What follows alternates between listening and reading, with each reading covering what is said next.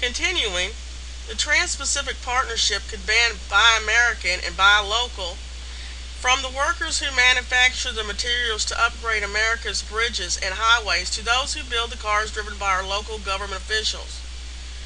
Buy America creates U.S. jobs by recycling U.S. tax dollars back into our economy. Buy American policies require that most federal government purchases of goods go to American firms, unless a product is not made here or the U.S. product is much more expensive. Buy American is supported by 4 out of 5 U.S. voters, Republicans, Democrats, and Independents alike. But Buy American would be gutted and American jobs lost under proposed TPP rules requiring national treatment in government procurement. To implement this TPP requirement, the U.S. would agree to waive Buy American policies for all firms operating in TPP countries offshoring our tax dollars to create jobs abroad.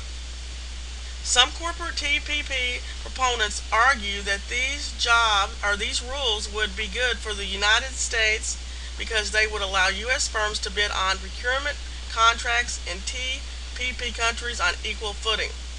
The notion that this is a good trade-off for waiving Buy American preferences in U.S. procurement is ridiculous. The U.S. federal procurement market is larger than the combined national procurement markets of all other TPP negotiating parties.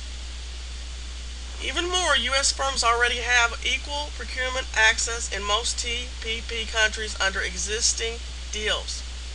Counting only TPP countries in which this is not true, the U.S. federal procurement market is more than 14 times the size of the total new TPP procurement market.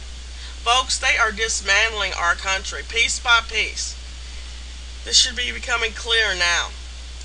The TPP would provide large pharmaceutical firms with new rights and powers to increase medicine prices and limit consumers' access to cheaper generic drugs.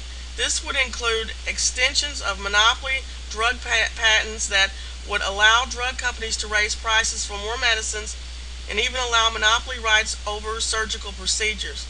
For people in the developing countries involved in TPP, these rules could be deadly, denying consumers access to HIV and AIDS, tuberculosis, and cancer drugs.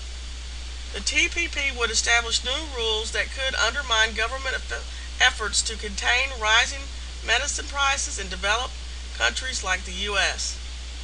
U.S. federal and state governments tamp down the cost of drugs in public health programs by mandating cost reductions and negotiating lower medicine prices.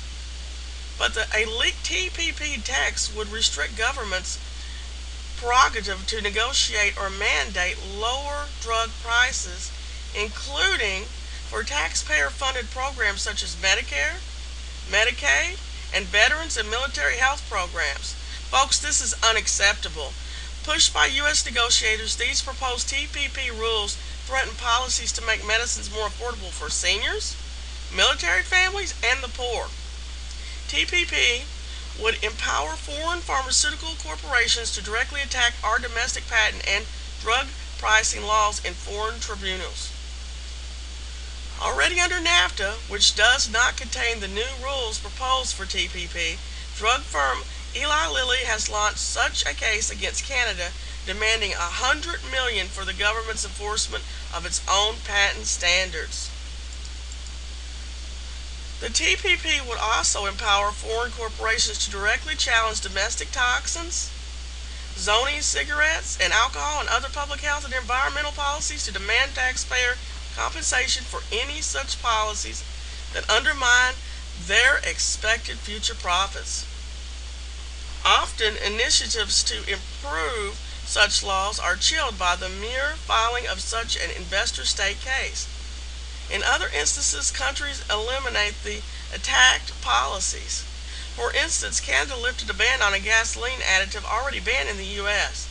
as a suspected carcinogen after an investor attack by Ethyl Corporation under NAFTA. It also paid the firm $13 million and published a formal statement that the chemical was non-hazardous. There's more on this, and I'm going to leave the link in the below box. It's just, we have got to stand up against this, folks. This is just insane. They are gutting our country